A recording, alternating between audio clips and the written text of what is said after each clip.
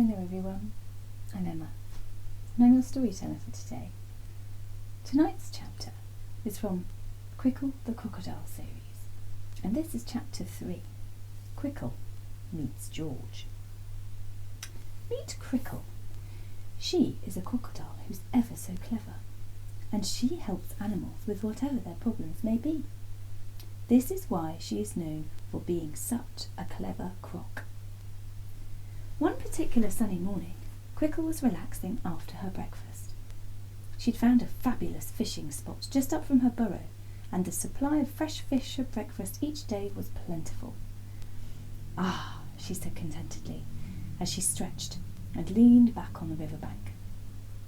She shut her eyes and rested, enjoying the warmth of the sun on her skin, and the sounds of the water burbling and gurgling along. She loved the peace and tranquility of the mornings on the river, when everyone was full of energy and life as they began their new day. "Morning, Crickle," tweeted the birds flitting there and here. "Good morning," she replied in her usual sing-song voice. She was popular with the birds, especially at this time of the day, as she always let them have her leftovers to pick at.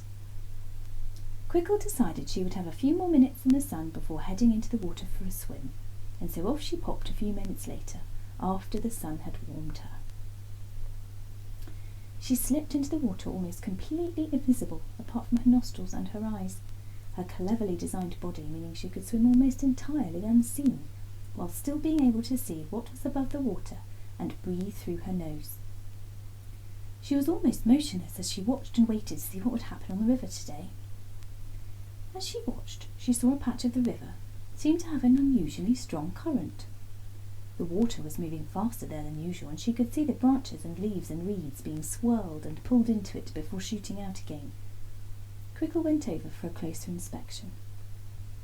When she got there, she realised overnight a whirlpool had been created, and she decided she would give it a go. It looked fun, and she liked the idea that even for a rather large crocodile, she could spin and whirl about in the water. So she swam into it. The water was strong enough to whiz her around, but not so strong she couldn't swim out again, and she had a great time, feeling the freedom of the water as it spun her round and whooshed her out the other side. "Oh, what fun," she thought, as she went back in for another go. Crickle had a few more tries before feeling it was probably time for her morning nap, and so she swam back to the riverbank and rested once more in the warmth of the sun. When she awoke, it was afternoon, and she heard a lolloping sound as some hooves made their way nearer. She opened her eyes fully and looked about her before having a good stretch, and a yawn, to wake herself back up. With that, the hooves came closer. Came a little cough. "Hello," said the voice, still at this point hidden from view. "Are you Crickle, the crocodile who's ever so clever?" "The very same," said Crickle. "Are you the invisible creature, or are you going to show yourself to me?" "Ah, yes, sorry," said the voice, and the reeds rustled as the voice stepped into view. The voice, it transpired, belonged to a somewhat cute little giraffe. "Hello," he said. "I'm George." "Hello, George," said Crickle, extending her hand. "I'm Crickle. Pleased to meet you." And the two shared a handshake. "What can I do for you, George? Come, take a seat." "I'll stand, thanks," said George, for standing was easier than sitting with his knobbly knees. "I've come to see you. I've had a little problem, and I wondered, as you're known for being ever so clever, if you might be able to help me." "I'll certainly do my utmost to try," said Crickle. "What do you need?" Well," said George, "it's a little bit embarrassing." "It's okay," said Crickle. "Animals tell me all sorts of things, so you've no need to feel embarrassed around me. Try me. I'm sure I can think of a way to help." "Oh, well, okay," said George. "Well, it's like this." And George went on to explain to Crickle how he was one of the shorter giraffes in his herd, and he was getting rather fed up how the older, taller ones constantly stole all the best leaves, only leaving the less tasty ones for him. "It's completely unfair," he said.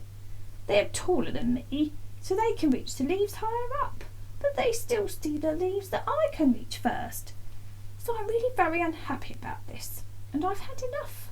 I just don't know what I can do about it." Crickle had been listening intently and making regular hmms and ahs throughout, showing she understood George's predicament. "I can see how that must be very frustrating for you, George," she said. What to do for a giraffe who needs to reach a little higher?" "Do you think you can help me?" asked George. He did look a sight, all legs and wide, trusting eyes. Crickle couldn't possibly not find a solution for him. She was determined to think of something. "Sometimes I think best when I'm in the water," she said. "Do you mind if I take a little dip while I arrange my thoughts?" "Oh, no, not at all," said George. "If you could just wait here for me on this bank," said Crickle. "I'll only be a moment or two." "Yes, sure," said George. He was just happy to have found someone who might be able to help him. Crickle slipped into the water as before, and let the water cool her as she pondered what she could do to help George the Giraffe. As she did so, the whirlpool from the morning caught her eye. "It's not the time for whizzing around and having fun while poor George needs my help," she thought to herself. "No, first I must find a solution." And with that, an idea popped into her mind. Crickle made her way closer to the whirlpool and looked up to see if George was watching her. He wasn't. He was looking down at his own reflection in the water.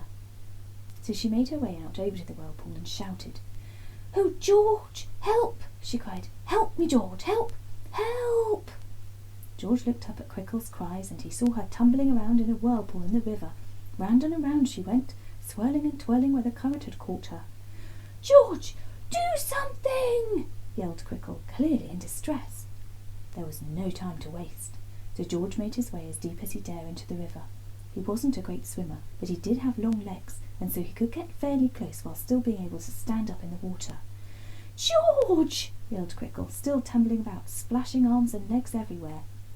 "I'm here," George replied, and he tried to reach out to Crickle, but he daren't try and stand on only 2 legs for fear of being swept away himself.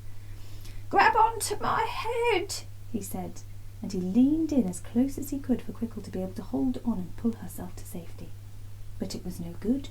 She tried, but she couldn't reach him. "Try harder," yelled Crickle. "I'm so close, but I can't reach. Try, George. You can do it. Try with all your might." George leaned again and tried harder. "You can do it, George. You can. You can," cheered Crickle, still splashing around. With that, George leaned a little further still, and without hesitation, Crickle grabbed hold of him, and with the force of the whirlpool, yanked poor George into the whirlpool too. Round and around they spun, as the strength of the current had picked up since this morning. But this time, Crickle was laughing. "Whee!" she said as she spun George around her with her in the pool. "Isn't this fun?" And she whizzed George and herself around and around. "Whee!" squealed George. "It's so fun!" And with that, Crickle moved to the edge so that the pool spat them back out again. Once they'd got their breath back, the somewhat bedraggled George looked up at Crickle and said, "I thought you were in danger. I was coming to help." "I know," winked Crickle, "but would you have come if I'd simply asked?" No, probably not," confessed George, for he knew he wasn't a fan of swimming. "But wasn't it fun?" said Crickle. "Yes, it was. Great fun," said George. "Shall we go again?" said Crickle. George nodded. "But I can't get into the pool on my own," he said. "It's spinning too fast." "Oh, nonsense," said Crickle. "Let's just do as we did before." And so off the two went, repeating the pattern. Except this time, instead of pretending to be in distress, Crickle simply got in. George leaned across as before, and Crickle grabbed hold of him and pulled him in. Around and around they spun and splashed and squealed with delight. They laughed and spun some more. Crickle and George were having such a lovely time he'd all but forgotten why he'd come to see Crickle in the first place, until eventually, when they had both tired, they decided to return to the riverbank and rest. "That was awesome," said George. "I'd have never got in there if it hadn't been for you." "Well," said Crickle, Make no mistake, you should never go into choppy water unless you know what you're doing, she said. But luckily for you, I'm somewhat of a professional. They relaxed and warmed and recovered. Then George said quietly in a small voice, Crickle, did you manage to think of a solution for me? George was afraid Crickle had forgotten, as they'd been having such fun together. He felt sure she must have been distracted. I might, said Crickle, opening one eye to look at him. Have you taken a look in the water lately? She asked, and George, not knowing quite what she meant, got up and looked at his reflection. Oh my! Crickle, I don't know what to say. My neck, it's longer. With all the fun of their afternoon, George hadn't noticed that each pull into the whirlpool had stretched him, and his neck had got longer. Oh, Crickle, I don't know what to say, said George. Now I'll be able to reach the higher leaves. Thank you, thank you. My pleasure, said Crickle. We can all grow when we stretch past where we are comfortable, she said. Oh, Crickle, said George, you really are ever so clever. And with that, Crickle winked and laid back for a restful sleep. And that's the end of tonight's chapter. Hope you enjoyed it. Night night. Sleep tight. See you soon.